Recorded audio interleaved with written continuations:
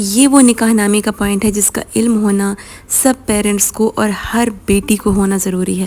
السلام علیکم میری پیاری یوٹیوب فیملی، کیسے ہیں آپ سب لوگ؟ امید کرتی ہوں کہ سب لوگ خیریت سے ہوں گے اور بہت خوش ہوں گے۔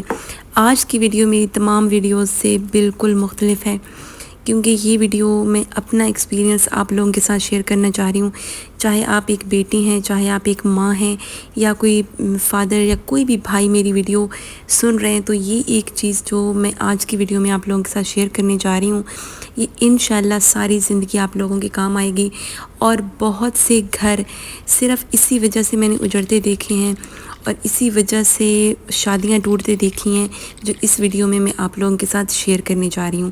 میرے ساتھ بھی یہ ہوا اور میں نہیں چاہتی کہ اور کسی کی بھی بہن بیٹی کے ساتھ وہ ہو جو سب کچھ میں نے فیس کیا۔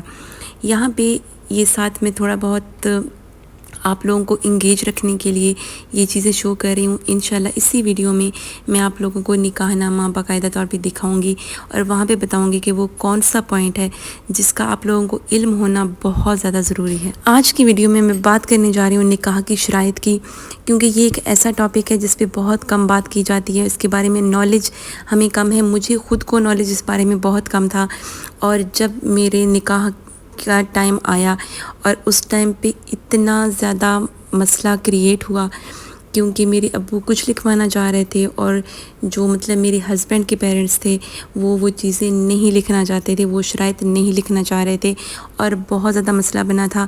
آپ سوچ نہیں سکتے کہ ایک لڑکی پہ کیا گزرتی ہے، کیونکہ وہ ایک ایسی جگہ پہ جا رہی ہوتی ہے جہاں پہ وہ کسی کو نہیں جانتی ہوتی، اور جب وہ اپنے پیرنٹس کی طرف سے، اپنے گھر والوں کی طرف سے ایسی چیزیں لے کے جاتی ہے تو سسرال میں اسے بہت زیادہ مسائل فیس کرنے پڑتے ہیں۔ اس لیے میری آپ لوگوں سے ریکویسٹ ہے کہ پلیز آپ نکاح کی جو بھی شرائط ہوں وہ آپ پہلے فائنل کر لیا کریں۔ آپ نے کچھ اس میں ایڈ کروانا ہے، سب سے پہلے تو آپ کو علم ہونا ضروری ہے کہ کہاں پہ کیا چیز آپ کے فیوچر کو سیکیور کر رہی ہے، آپ کی بیٹی کے فیوچر کو کون سا پوائنٹ سیکیور کر رہا ہے۔ آپ اس بارے میں مکمل نالج لیں اور پھر ان سے بات کریں جہاں پہ آپ کی بیٹی کی، آپ کی بہن کی شادی ہو رہی ہے، چاہے آپ کی بیٹی کی شادی ہو رہی ہے، جس کو بھی ہم لے لیں ایک ہی چیز ہے، اور آپ ان سے پہلے وہ تمام چیزیں طے کر لیا کریں۔ اب ہم بات کرتے ہیں اس پوائنٹ کی۔ جی، جو پوائنٹ سب سے زیادہ مسئلہ کریٹ کرتا ہے وہ یہاں پہ آپ کو لکھا ہوا نظر آئے گا، معجل اور غیر معجل۔ یہ پوائنٹ، اس کا آپ لوگوں کو علم ہونا بہت زیادہ ضروری ہے، اور اکثر ایسا ہوتا ہے کہ بیٹی والوں کو اس چیز کا علم نہیں ہوتا، لیکن بیٹی والے اس بارے میں پورا نالج لے کے آتے ہیں، انہیں بتایا جاتا ہے، اس لیے ان کی کوشش ہوتی ہے کہ غیر معجل میں کچھ بھی نہ لکھوایا جائے۔ کیوں؟ اس کی وجہ کیا ہے؟ یہاں پہ میں آپ کو نکاح نامے بہت سارے دکھا رہی ہوں، آپ دیکھیں گے کہ کہیں پہ بھی غیر معجل، اندل طلب، غیر معجل میں بھی دو پوائنٹ ہوتے ہیں، ایک اندل طلب اور دوسرا یہ نیچے جو شرائط لکھی ہوئی ہیں وہ۔ جی، تو اس کی وجہ کیا ہے کہ وہ کیوں نہیں لکھوانا چاہتے؟ اس کی ریزن یہ ہے کہ باقی آپ نکاح کی جتنی بھی شرائط لکھوا لیں، جب خدا نخواستہ کبھی بھی آپ کا گھر کا کوئی بھی ایشو بنتا ہے، آپ کی میرڈ لائف کنٹینیو نہیں رہ پاتی، آپ سیپریشن کی طرف جاتے ہیں، تو یہ جو باقی پوائنٹ ہیں یہ آپ کے کسی کام نہیں آتے۔ وکلاء کے پاس وہ پوائنٹ چلے جاتے ہیں اور وہ انہیں چاہے تو سالوں تک لٹکائے رکھیں، لیکن جو اندل طلب ہوگا غیر معجل میں، جو اندل طلب آپ لوگ لکھوائیں گے وہ فوراً مطلب آپ کے ہسبینڈ کو آپ کو دینی ہی دینی ہوتی ہے، مطلب اس میں کوئی بحث نہیں ہوتی۔ جو جج ہوتا ہے وہ فوراً یہ حکم جاری کرتا ہے کہ اندل طلب میں جتنی بھی اماؤنٹ ہے وہ اس خاتون کو دے دی جائے۔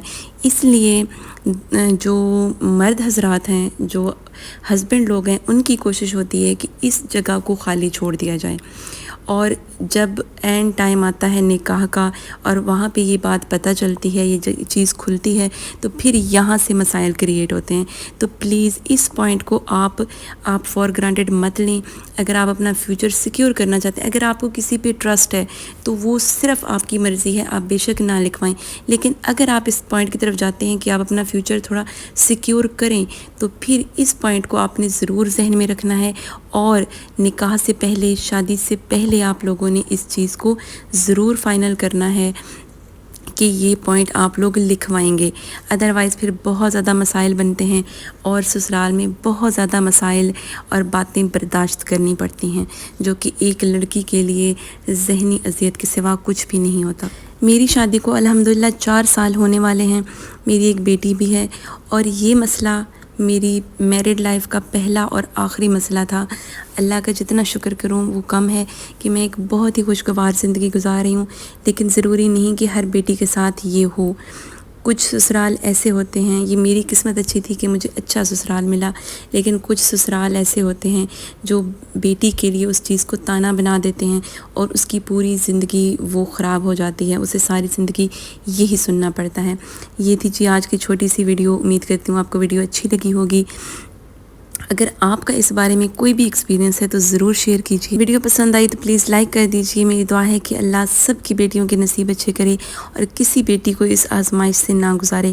ملیں گے انشاءاللہ نیکسٹ ویڈیو کے ساتھ، تب تک کے لیے اجازت دیجیے۔ اللہ حافظ۔